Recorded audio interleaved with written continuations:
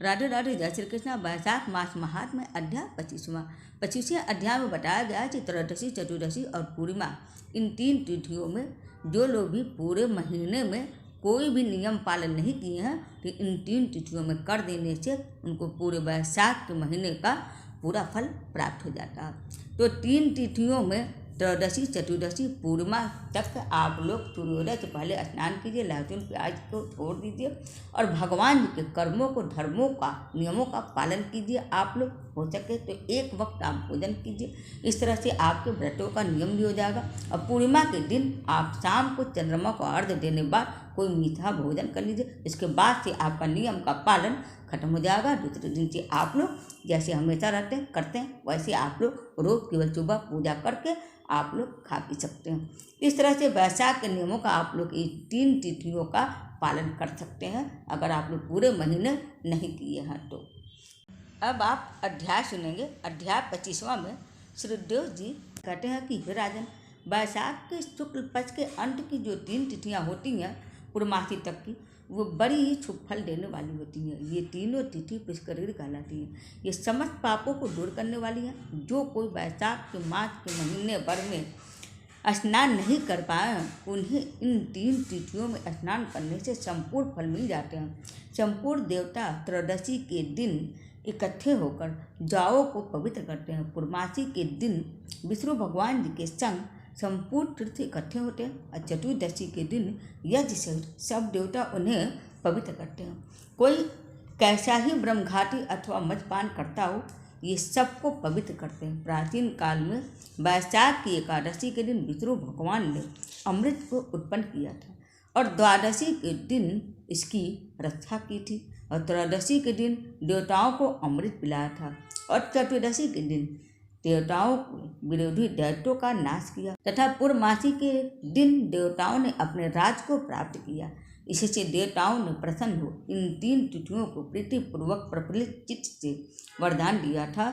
वैशाख मास की ये तीनों तिथियां शुभ, पुत्र पौत्रादि फल देने वाली है और मनुष्यों के पापों को दूर करने वाली है। जो अधम मनुष्य संपूर्ण वैशाख मास में स्नान नहीं कर सकते वे इन 3 तिथियों में भी स्नान करके पूर्ण फल को प्राप्त कर लेते हैं।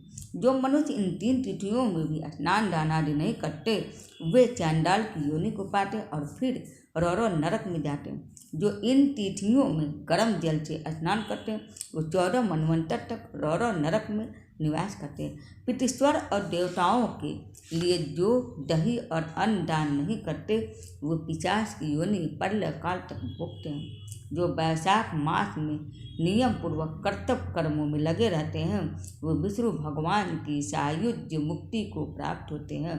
इसमें कोई संदेह नहीं है। जो वैशाख के कुल महीने में नियम पूर्वक न रहकर केवल इन 3 तिथियों में शास्त्र विहीन कर्म करते हैं वो पूर्व फल पाकर विष्णु लोक में निवास करते हैं। जो मनुष्य देवता, पितृश्वर, गुरु और विष्णु भगवान के निमित्त स्नान दान नहीं करते उन्हें हम शाप दे देते हैं। वो मनुष्य निसंतान, आयुहीन और दुखी होंगे। देवता ऐसा वर देकर अपने अपने धाम को चले गए। ये वे तीनों तिथियां बड़ी ही पूर्णकारिणी और सब पापों का नाश करने वाली हैं तथा तीनों पुष्करिणी कहती हैं। पुत्र और पौत्र को बढ़ाने वाली हैं। जो स्त्री पूर्णमासी के दिन ब्राह्मण को मालपुआ और खीर भोजन करावे तो कीर्तिमान पुत्र पावे। पिछले इन्हीं 3 दिनों में जो कोई गीता का पाठ करे उसे प्रतिदिन अश्वमेध यज्ञ करने का फल मिले, इसमें कोई संदेह नहीं है। जो कोई इन 3 तिथियों में विष्णु सहस्त्र नाम का पाठ करता है उसे पूर्व के फल कहने की तो किसी में भी स्वर्ग अथवा पृथ्वी भर में सामर्थ्य नहीं है। पूर्णमासी के दिन जो कोई सहस्त्र नाम का पाठ करे और एक एक नाम पर मधुसूदन भगवान को दूध से स्नान करावे तो उसके सब पाप दूर हो जाते हैं और वह विष्णु लोक जाते हैं। जो सभी उत्तम उत्तम पदार्थों द्वारा मधुसूदन भगवान का पूजन करे तो कल्पांत में भी इसके पूरे क्षीर नहीं होते हैं। जो कोई मनुष्य वैशाख में ना स्नान करे ना दान करे वह ब्रह्म हत्यारा, गुरु घाटी और पितृश्वरों का नाश करने वाला होता है। जो कोई नित्य प्रति श्रीमद् भागवत का एक श्लोक, अर्ध श्लोक या चौथाई श्लोक पढ़े तो ब्रह्मत्व को प्राप्त होता है। इन 3 दिनों में श्रीमद् भागवत की कथा सुनने वाला कभी भी पापों में लिप्त नहीं होता। जैसे कमल के पत्ते पर जल नहीं ठहरता है, इन 3 तिथियों में विधिवत भगवत पूजा, स्नान, दान आदि करने से बहुत से मनुष्य देवता हो गए, कितने ही सिद्ध बन गए और कितने ही ब्रह्मत्व को प्राप्त हुए हैं। ब्रह्मज्ञानी अथवा प्रयागराज में मरने से मोक्ष मिलता अथवा वैशाख मास में नियम पूर्वक स्नान करने से मोक्ष मिलती है। और वैशाख की पूर्णमासी के दिन स्नान करके नीले रंग का सांड छोड़ो तो समस्त बंधन से छूटकर धर्म, अर्थ, काम और मोक्ष की प्राप्ति होती है। जो गरीब और कुटुंबी ब्राह्मण को गौदान देता वह अकाल मृत्यु से छूटकर परलोक में परम पद को पाता। जो मनुष्य वैशाख की पूर्णमासी को बिना स्नान दान किए पिता देता वो 100 जन्म तक कुत्ता की योनि में पड़कर विष्ठा के कीड़े होते हैं। तीनों भुवन में 3.5 करोड़ तीर्थ ये सब इकट्ठे होकर पाप समूह के डर से सलाह करने लगे कि पापी मनुष्य अपने किए पाप हमारे बीच में त्यागते हैं तो हमारे पाप कैसे दूर होंगे। ऐसी चिंता करते हुए तीर्थपाद हरि भगवान के चरण में गए और अनेक स्त्रोत द्वारा स्तुति करके प्रार्थना करने लगे। हे देव, हे जगन्नाथ, हे संपूर्ण पापों के नाश करने वाले, पापी मनुष्य हम में स्नान करके पापों को हमारे बीच छोड़ के आपके धाम को चले जाते हैं। हे प्रभु, हम तो आपके आज्ञाकारी हैं, अतः ये पाप है जनार्दन हमसे कैसे दूर होगे। हे प्रभु, हम आपके चरणों की शरण के इच्छुक हैं, कोई उपाय हमारे सामने कहिए। जब तीर्थों ने ऐसी प्रार्थना की तब भूत भावन भगवान हंसते हुए मेघ जैसी गंभीर वाणी से बोले, वैशाख के महीने में मेष की संक्रांति में शुक्ल पक्ष में जो अंतिम तिथि है वे 3 दिन सर्व तीर्थमय है, पूर्ण रूप है और मेरे प्राण प्यारे हैं। इनमें सूर्योदय से पहले स्नान कर जल से बाहर आ जाए, जिससे सब प्रकार के पाप से छूट पूर्ण रूप और निर्मल हो। उन 3 दिवसों के बीच जो कोई स्नान नहीं करते उन मनुष्यों में ही पाप इच्छित रहते हैं। जो पाप तुम्हारे बीच में उनसे निकलकर इकट्ठे हुए हैं, जो मनुष्य इस प्रकार तुम्हारे बीच में पाप छोड़ गए हैं वह उनमें रहते हैं जो स्नान नहीं करते। ऐसा तीर्थपाद विष्णु भगवान ने तीर्थों को वरदान दिया और ऐसी आज्ञा दे योग बल से वहीं अंतर्धान हो गया और सब तीर्थ अपने अपने धाम को चले आए।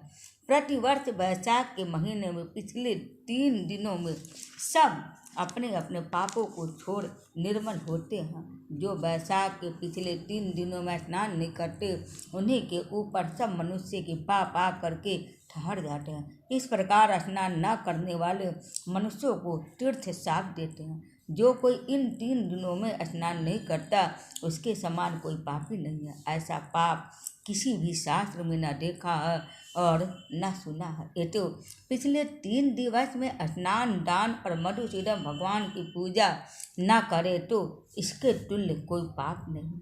जो इन कर्मों को न करे वह 14 मनवंतर तक नरक में पड़ा रहे। इस प्रकार संपूर्ण वैशाख का महात्म्य महाबुद्धिमान श्रुति कृति के आगे कहा हुआ जैसे जैसे सुना या देखा उसके अनुसार ही माधव मास की कथा का वर्णन की गई है।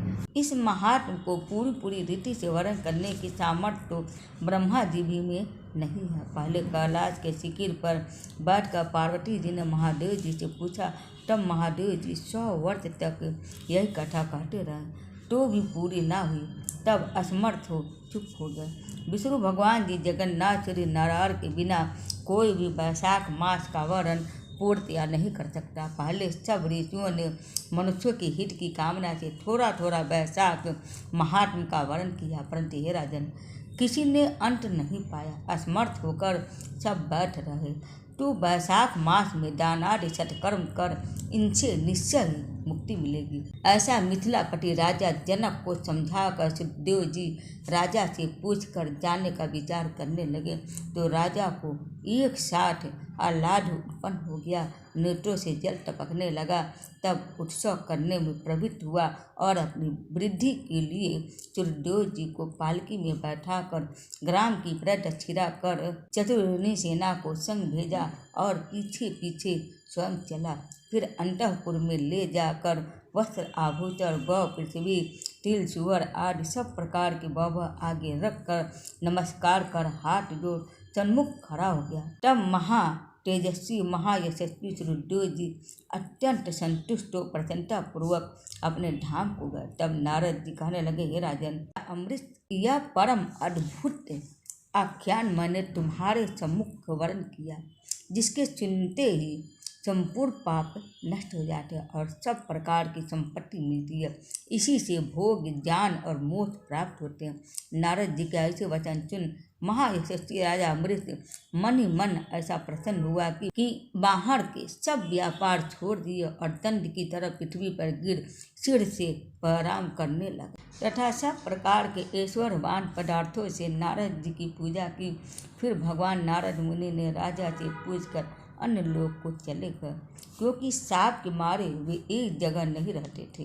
राजा श्री अमृत भी नारद जी के कथनानुसार शुभ धर्मों का आचरण करते हुए निर्गुण भगवान में लीन हो गए और सूत जी बोले, जो कोई इस पाप के नाश करता और पुण्य के बढ़ाने वाले परम अद्भुत आख्यान को सुनता अथवा पाठ करता है, वह परम गति को प्राप्त होता है तथा जिसके घर में हाथ की लिखी हुई पुस्तक है, उसके तो हाथ ही में मुक्ति है। सुनने की भी कुछ आवश्यकता नहीं है। वैशाख मास महात्म्य अध्याय 25वां यहीं पर संपूर्ण होता है। ये अंतिम अध्याय थी। मेरा महात्म्य अब पूरा हो चुका है। आप सब लोग मेरे वीडियो को अपना प्यार देते रहिएगा और मेरे चैनल को सब्सक्राइब जरूर करते रहिएगा।